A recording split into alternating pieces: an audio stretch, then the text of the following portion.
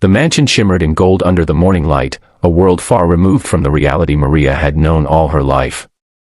She stood at the grand entrance, her hands trembling, her maid's uniform freshly pressed but her eyes weary from endless nights of worry. Her little brother was sick, hospital bills were piling up, and the job she had just started at this luxurious estate was her only lifeline.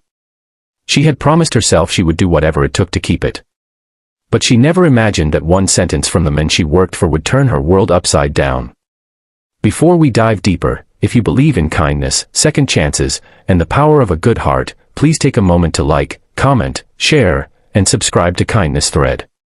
Your support helps us continue spreading emotional stories that touch hearts around the world. Maria worked silently and humbly in the mansion of Adrian Cole, a man known in the city as the millionaire who could buy anything but trust. Rumors said his wealth was built from heartbreak and betrayal. He rarely spoke to anyone, his cold demeanor matched only by his perfect suits and the sharp glint in his eyes. To him, emotions were weaknesses.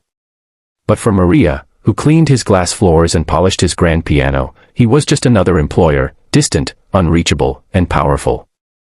One stormy evening, the sound of tires screeching on the driveway shattered the calm of the mansion.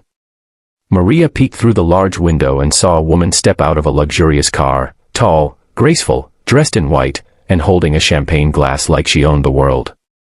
It was Vanessa, Adrian's ex-wife, a socialite known for her beauty and arrogance.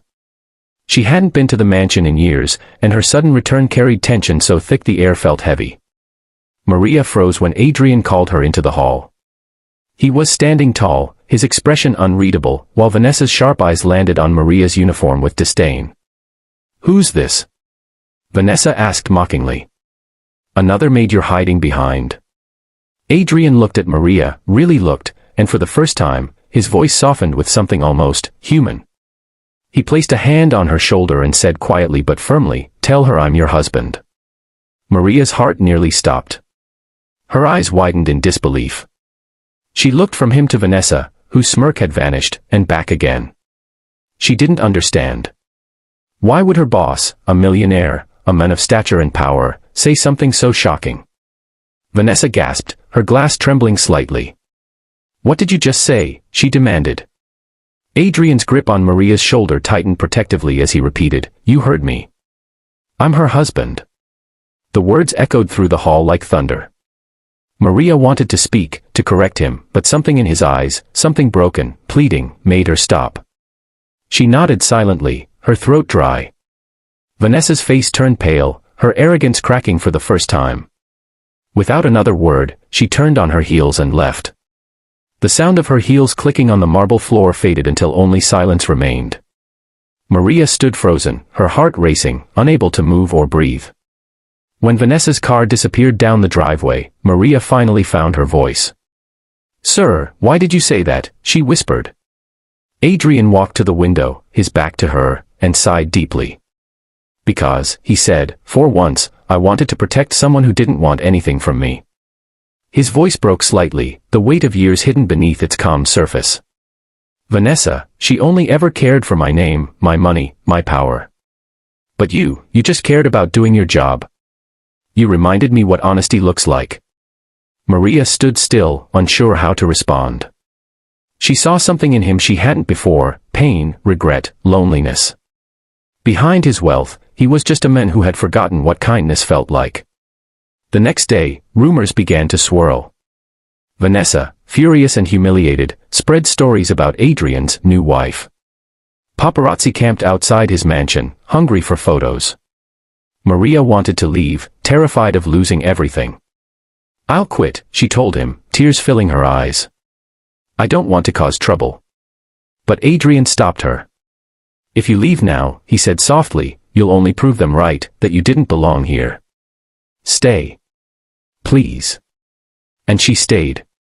Days turned into weeks, and slowly, something changed in the air. Adrian began joining Maria in the kitchen, asking about her brother, listening to her stories. He learned that she had taken the job not for ambition, but to pay for her brother's heart surgery. One night, when she found him sitting alone by the fireplace, staring at a photo of his late mother, she realized that beneath all the wealth and walls, he was simply human. Their bond grew quietly, not in grand gestures, but in small moments. the way he smiled when she laughed. The way she left fresh coffee on his desk each morning. The way he looked at her as if seeing something he thought he'd lost forever, trust. But peace didn't last long. Vanessa returned, this time with lawyers. She accused Adrian of lying, of marrying the maid to ruin her image.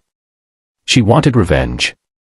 A storm of accusations and legal threats followed, and Adrian's reputation was on the line. Maria was terrified. "I can't let you do this for me," she cried. But Adrian took her hands and said, "This isn't about you or me anymore. It's about doing what's right, protecting someone who deserves it." In the court hearing that followed, Vanessa's lies began to unravel. Adrian revealed everything, the betrayal, the manipulation, the truth behind their divorce.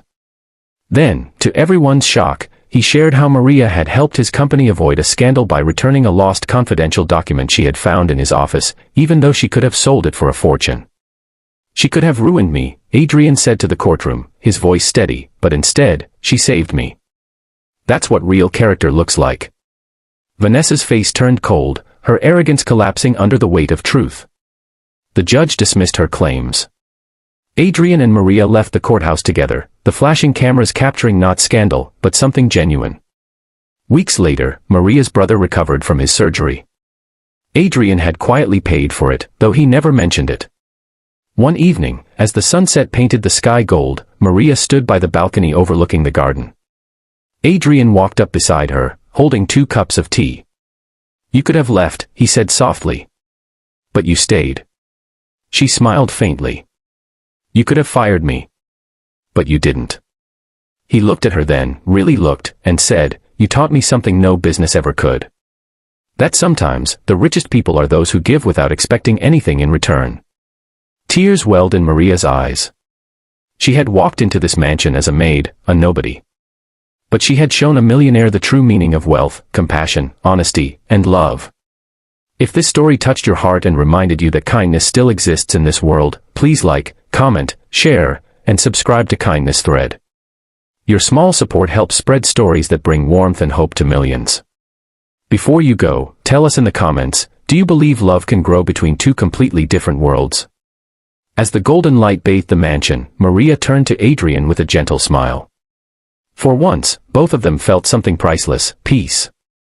And that was the day the millionaire's reason for saying, "Tell him I'm your husband," left everyone speechless, forever. Tell us in the comments, what would you have done if you were in Clara's place? Would you have walked away, or would you have taken the money? Your words might inspire someone today. And as Alexander looked out through the window that night, he smiled for the first time in years, not because of what he saw, but because of what he felt. The test he set for someone else had ended up testing his own heart, and in the end, it was kindness that won.